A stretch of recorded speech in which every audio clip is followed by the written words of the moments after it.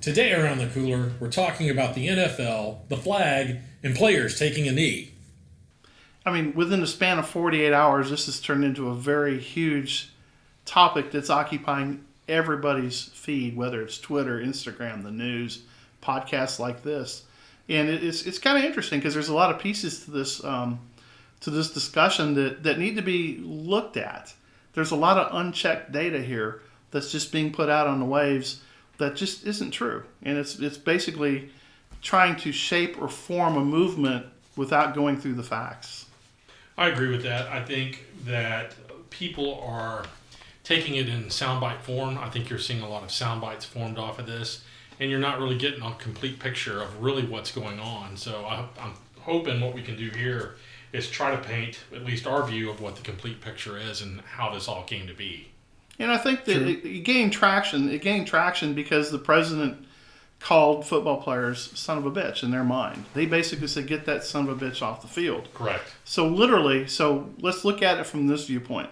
Kaepernick protested in 2016 based on violence against black men by police.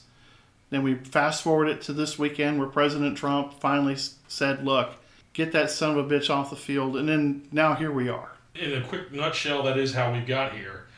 But I think it's been escalated by both sides. And you do have a right side and a wrong side in this. I do thoroughly believe that is the case here. I don't think we need to see both sides of this and say, well, they're both winners or both losers here. I think what you're dealing with is, one, on their side, I think you have two camps. I think you have Camp 1 or Camp A that has their ego hurt. They're basically wanting to say, well, I'm going to kneel for the sake of kneeling. I don't give a damn, what this guy says. I'm just going to kneel, and because I'm XYZ, the big asshole that wants to kneel down in the middle of this, and nobody's going to tell me what to do. And then the B side of this, or the second side of this, is you have the true believers that actually believe black men are being killed on a regular basis. I need to protest this. I'm oppressed, and it starts to snowball from there. Well, so. This is just a small component, but you are dealing with a sport that is comprised of a lot of alpha personalities. So getting them to agree to do anything, probably not going to happen. Well, so they're going to be the individual, although it is supposed to be like a team concept. And prior to the events of the president weighing in on this, the participation was relatively low. I mean, yeah, incrementally it's been growing over a period of time, but it really not to the level that we saw Sunday or Monday. And it's interesting because you have a bunch of athletes that are basically dragging ownership into this thing now. Right. And they've turned it basically into dinner theater for TV. I mean, you're sitting here and you're watching it, and everybody now has an opinion. I mean, I listen to some sports shows, and it's the number one topic. You got Dan Patrick. You got a guy out of Dallas by the name of Hansen jumping in. You got that lunatic basketball coach in San Antonio. What's his name? Popovich, right. The Soviet guy. You got that guy weighing in on it, and you've got all these people now that the press just loves to stick a mic in their face, so they feel compelled to give their spin. Whether it's right or not, it's still their spin. Correct. And they're completely missing the point, because you said something earlier I thought was important about the true believer. There are people that actually feel that they are doing the right thing. The First Amendment protects that. The Constitution protects that right to do that. Sure. But what we're seeing is basically a hijacking of this by the media. The media basically now has embraced it, and they're feeding it, and they're giving people airtime, and they're making it more of a issue about the president and not the issue. And that's right. my struggle with this thing is it's just a way to bring in their agenda. The protest in and of itself now at this point is a sham. I don't believe that there is an actual protest. I don't think you could put three of these guys in the same room and come up with neither one of them would tell you, out of the three, none of them would agree as to what they're doing here. Case in point, Delaney Walker calling it an equal rights thing. Exactly. I know that was hard to swallow as well. And then you have Shannon Sharp turning around saying that what Villanueva did was basically threw the team under the bus, and he didn't support the whole team concept, and that he basically only thought of himself. And I'm like, wait a minute, we're here because one athlete was only thinking of himself. He chose to do this. He didn't talk to the team. Right. Kaepernick did not have a meeting with the team before he knelt down during that game. You have to think about that. That took a lot of balls, for lack of word, to do that. Right. And so I think anybody that does it now is just a follower. They're really now it's just a Me Too or a tag on. Now it looks like it's the cool thing to do. Exactly, and that's my point. That plays into the fact of I want to stroke my ego. I'm going to kneel down here and have everybody look and talk about me the next day, and I'm going to strut around like I'm a total badass. And I think that's what I think. If you really broke it down, it's probably half and half of how this is playing out inside the NFL. I think half of these guys are kneeling just so they can get some PR time. They look at me, you know. Oh, absolutely.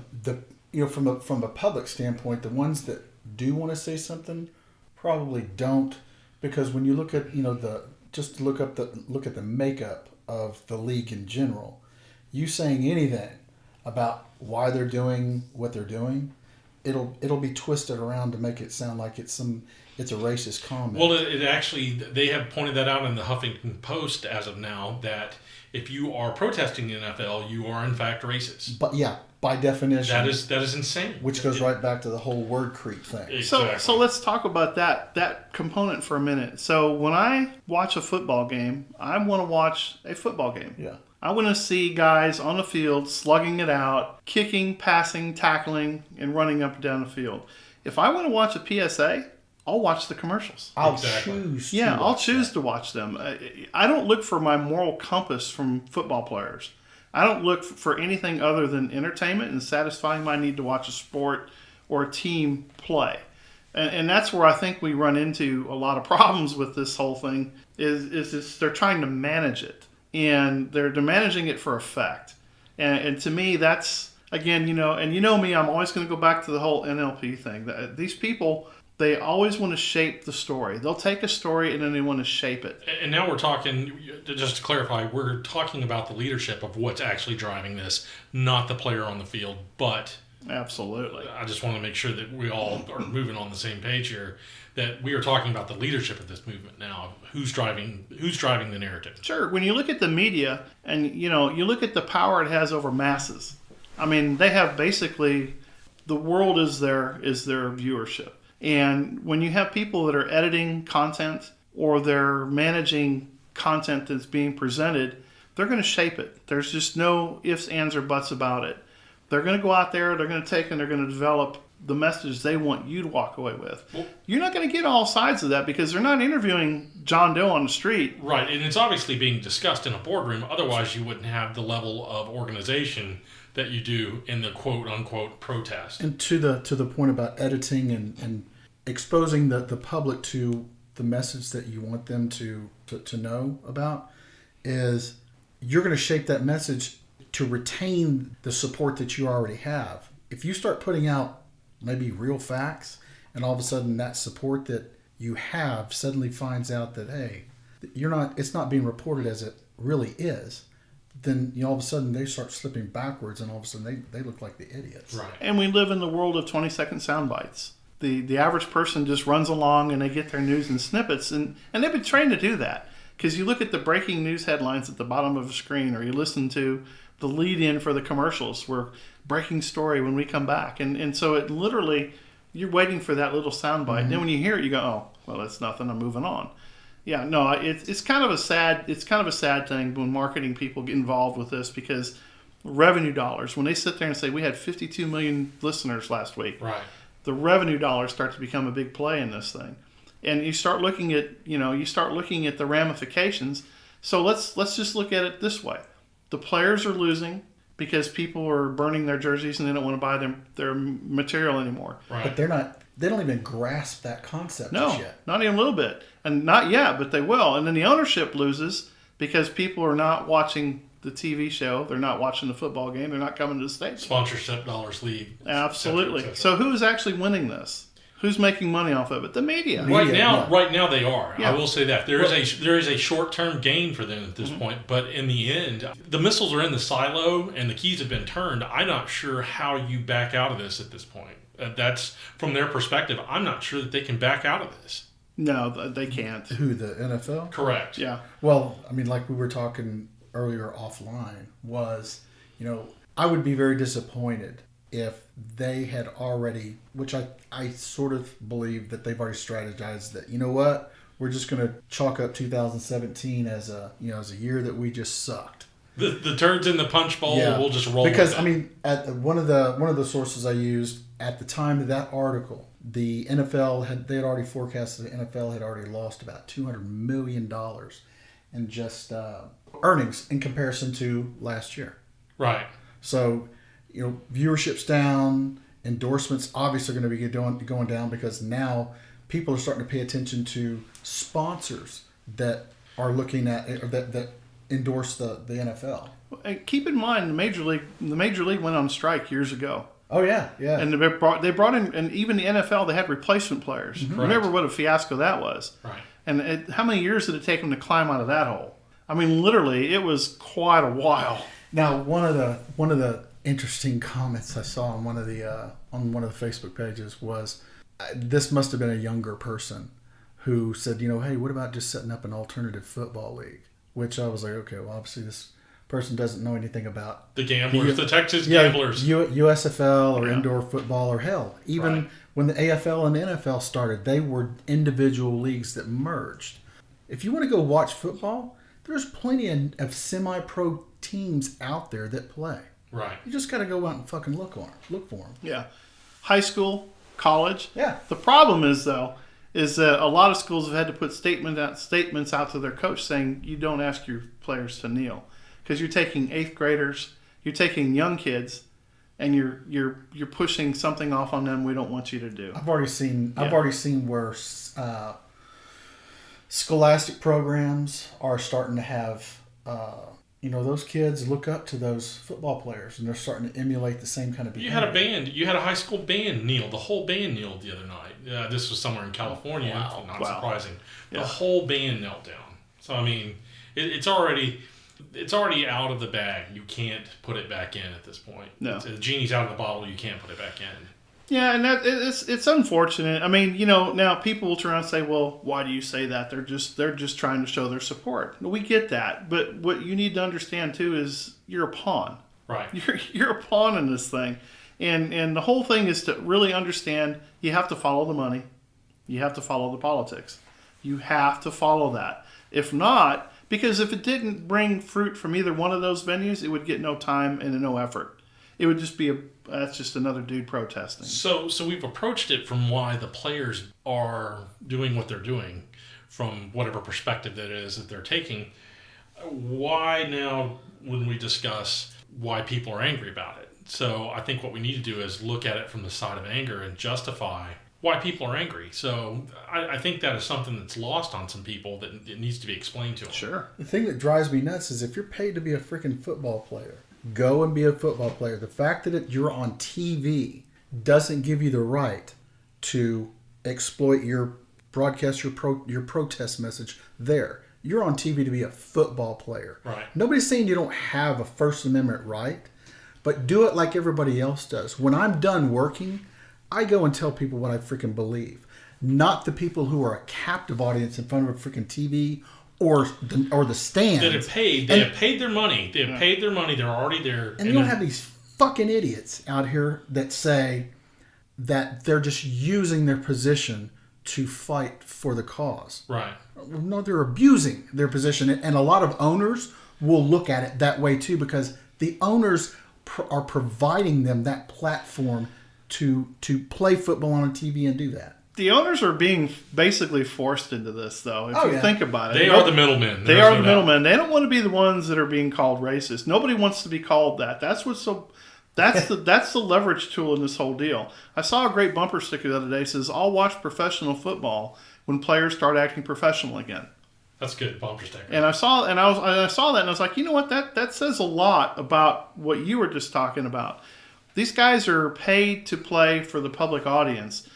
If they want to go out and protest, they always have press conferences. Why don't you just have a press conference after the game? Yeah, exactly. Or why don't you take some of that multi-million dollars you have and buy some airtime and make a commercial and play the commercial? Perfect. And do it that way. Now, the media we should be getting a royalty because I think we just gave them an idea that we should get paid on. Because literally, all I would do is mute it or change it if I don't want to listen to it. But if I want to listen to it, then I'd probably record it and listen to it until my head exploded. But I'd have a whole lot more respect Same for here. somebody who does that, who basically puts their money where their mouth is. Nobody would fault him at that point, though. That's No, my whole point. There's no way I couldn't. Exactly. I don't have to agree with you, but I right. can't fault you for stepping on me at this point. So another argument came out was breach of contract. Correct. Basically, not only breach of trust, but breach of contract or even theft of services to the public. Because basically what you're doing is you're playing a game. Well, you promised us one thing and you're delivering something else. So as a ticket holder, I got to be saying to myself, wait a minute. Or a subscriber. Yeah, anything. I'm sitting here going, wait a minute. This is not what I'm paying for. This is basically you self-gratification on a field. And then you're also throwing your race in my face. Mm-hmm. The one thing that I've never respected about that whole thing is they always say, well, you never know how I feel. Well, that's true. I'm not you. I don't know how you feel. But I know how I feel when people make me feel bad about losing hair or being overweight or not wearing the right clothes. But did you die? Exactly. Did you die? No, then shut the fuck up. Exactly. And that's the thing that gets me. And I don't want to jump ahead here, but that leads into the criminal aspect of this group of guys. True.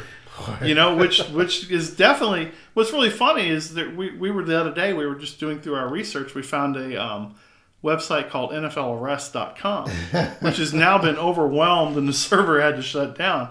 But I've done some additional research on top of that, and what I found is if you take the total male population in the U.S. from 20 to 39, the NFL athlete represents almost half of the crime committed under that group of people. It's funny, one of the Facebook pages I followed, a lot of the contributors for this page, I could not believe some of the examples they posted of different NFL players that were part of this database. I mean, it was like post after post of all of these players and how, in essence, yes, the players admitted their guilt and what they did. So when you go back to what did the league have to say about it, or how did it impact their contract in any way? Right.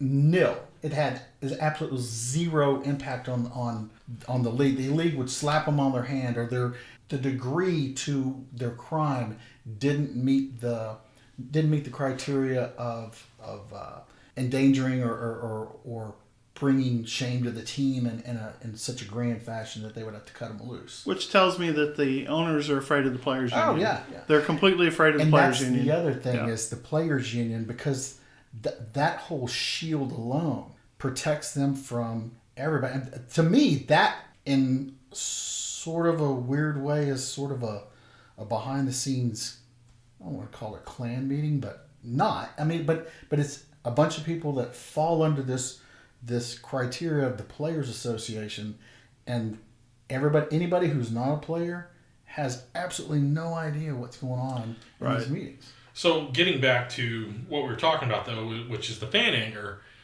here again, we want to discuss why the fan is angry, so we can explain to people maybe that are on the fence of this or don't understand. Well, I think the criminal element plays a huge piece of that. I think that when you sit there and you look at entitlements, okay, when you sit there and you look at a bunch of players protesting a bunch of entitled people who are actually entitled themselves. Right.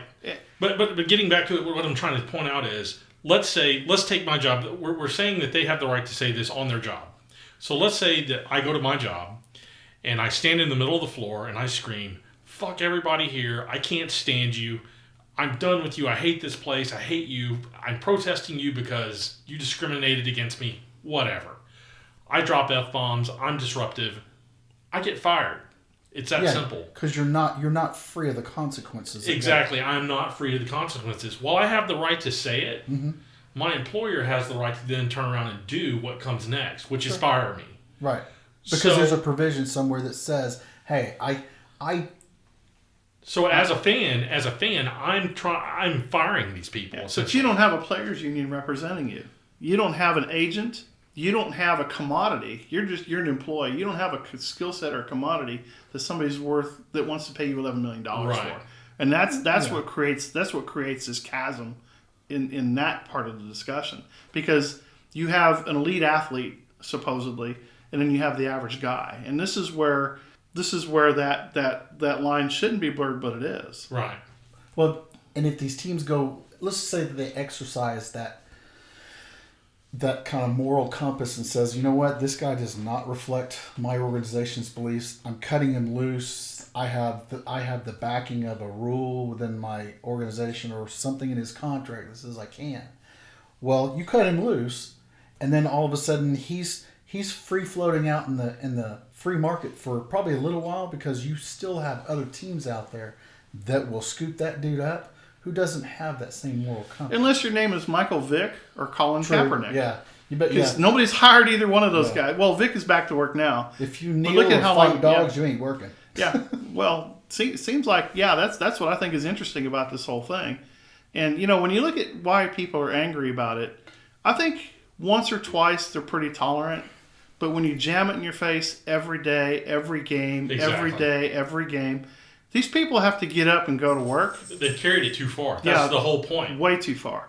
Now, you have to ask yourself, so what is the next step into that? Well, okay, so now what's ended up happening is we have a bunch of military veterans we'll just say first responders, military veterans, and people that actually serve the country, that actually believe in what the flag is for and what it does provide us. It provides them the opportunity to protest, but it gives you the safe environment to do so. That offends a lot of people when they start abusing that and taking that for granted. Because go pull that stuff in South America. Right. Go to Russia and pull that. Pull that shit in the Middle East. Go somewhere else and pull that and see what ends up happening to you over there.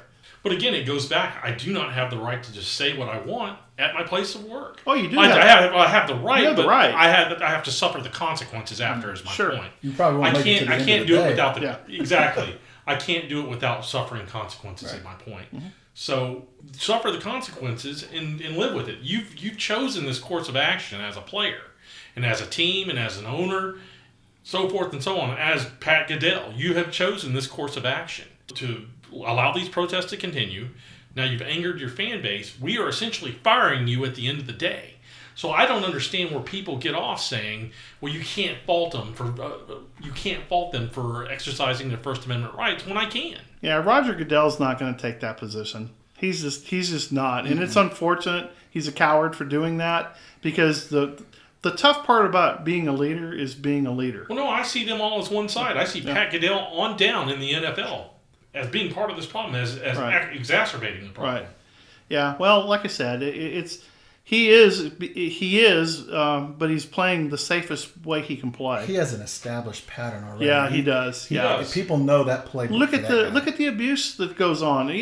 That's I think to the root of the real problem is the abuse that goes on. Okay, so let's talk about rights. Let's talk about women's rights. Okay, right. If you look at the stats, it's DUI and it's battery. Right. Those are the top tier for these guys. Right. And when you live a lifestyle, or when you're portraying a persona of a lifestyle, and these things start coming to light, it's almost celebrated in many communities. It's better than no press at all. Having a record, right. Or having your face on TMZ, or you're blown up on Twitter. Your street cred. Yeah, exactly. And you have to start looking at that culture of the NFL athlete, like you said earlier about the alphas.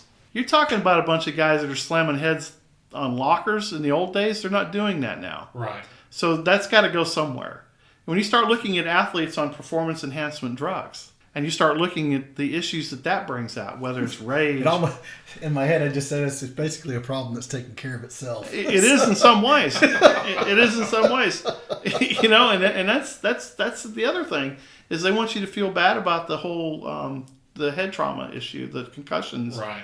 And I know there's a term for it, I just can't remember it. But victim mentality, is that what you're looking for? Well, exactly. Because we have a movie coming out soon and we want you to buy tickets to. Right. Absolutely. Well, and it is all about money making. And that's what I was saying earlier. You got to follow the politics, you got to follow the money, and then you start looking at who controls it and why it's a good idea to just let this thing go on. Right. Nobody's going to step in there and police it. They're just not. They're going to let it run, and it's unfortunate, but I think that the best way to do it is just quit subscribing to it. And whatever athlete says, well, you're a loser. Oh, okay, fine, I'm a loser. Yeah, but you won't have my money. Yeah, exactly. And still, even bad publicity is still good publicity. Absolutely. And that's what PR people will tell you. And I'm not sure that that's absolutely a universal truth, though. I think you can have enough bad publicity where people will walk away from you and say, well, you I'm can done. take the worst person. Yeah. You can take the worst person, and it depends on how you package them. Yeah, but sometimes that'll get you. That will at least get you a spot on Dancing with the Stars. That's true. Absolutely. No doubt for sure. Hollywood Squares is There when you you know go. you're done. You're done when you're on Hollywood Who did Squares. Tanya Harding fight? Didn't she fight somebody after all that? Who did she go and fight? Oh, that's right. Who did she get in the ring with? Yeah, can't she did like a remember. boxing thing. Yeah, the celebrity thing? boxing. Yeah. Oh, Yeah. yeah. She that was mashed awesome. somebody's face, though. She Yeah. did pretty good. I think, in fact, she did like a semi-pro till she got her face pushed in. Yeah. Anyway, What do you poor mean? Tanya. What do you mean we can't reuse pipes? I mean, we could lastly go and point out the hypocrisy which everybody knows that exists when the NFL would not let players put remembrance stickers for fallen police officers for 9/11.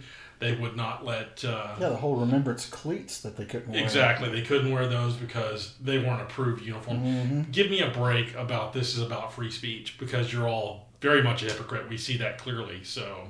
You know, and it's really sad because there's a WFAA sportscaster. I'm not going to name his name because I don't want to give him any credibility for anything because I don't think he's much of a sportscaster. He made these comments. He goes, the young black athlete, they're not disrespecting America or the military by taking a knee during the anthem. He goes, they are respecting the best thing about America. It's a dog whistle to the racists among us to say otherwise. Right. And that's- What a bunch of shit. That is a bunch of self-gratifying clopating on the and this is a veteran. Right. This guy's a veteran, a Vietnam veteran. I don't know if he's a news correspondent or if he's an actual combat veteran, but I will tell you that what he said is exactly what's wrong with this whole thing. He's looking at it only from the viewpoint that he wants to present, and he's turning around and he's using it as a tool of condemnation to the rest of the people that say we don't think this is right. Right. Again, it's just one guy's opinion. He's attacked the president openly over it. That's fine. The president's got big shoulders. I don't think that's a problem. They say whatever the hell you want. But when you start telling me that, I'm going to tune you off. There's nothing I want to hear from you. Well, it goes back to I could sit here and say this is a bunch of lily white free divers, let's say, that were in the Olympics, and if they were doing the exact same thing, I'd want to hold their head underwater in the kiddie pool until they drown. Well- Race has absolutely zero to do with this, in my opinion, and I think in most people's mind. It is not a racial component. As a fan, I don't see it as a racial component as a fan. I could care less what color you are. The fact that you are doing it is what upsets me. Your racial component plays zero in the factor of this. Well, and racism will never be forgotten until people quit bringing it up. Right. And that, what's really funny, because back in the Olympics, when the athletes raised their fist in the air, in the sign of unity. Sure. What was that? It was in Munich, Germany or something when they did that? It was, yeah. And it was when Michael Spinks and all those guys were boxers, I think, that year. And okay, so that was a peaceful protest. They were still standing. I get it. They raised their hand in unity. That's fine. But it's not the same. It's not. It's not the same what they're doing now. And I think it's actually worse, and it's extremely disingenuous. And I would challenge anybody that has taken a side on this to really stop and look at the real issues, look at the real facts, and try to at least educate yourself a little more on your own, as opposed to just listening to the guy that sat next to Elvis and Bigfoot on the UFO last Saturday night. And I know I had to throw that in because I love that phrase. Because that's where a lot of people get their news. They get it from these guys that run around. They're just giving you their opinion. They haven't presented facts. They haven't given you any numbers. They haven't made a compelling case. Because when you look at the crime numbers, the police crime on blacks is a lot lower than black on black crime and police crime on whites. Right. I mean, literally, if you want to get to the racist component of it, it's the smallest of the four categories they track. Now, it gets sensationalized. It gets a lot of airtime. Because that's what the media wants. It wants that. It creates that issue. Well, in the end, this is what it's all about, is the media. That is exactly the whole component here that everybody's missing, is the media has driven this to the point that it is. It's no different than the model they used with George Zimmerman and Trayvon Martin. It's no different than the Michael Brown. It's the same mechanism. If you sit there and break it down, it's exactly the same mechanism that they've run through those protests. They're the ones that won't let the racism go. That's all for today's podcast. Thanks for listening to The Cooler.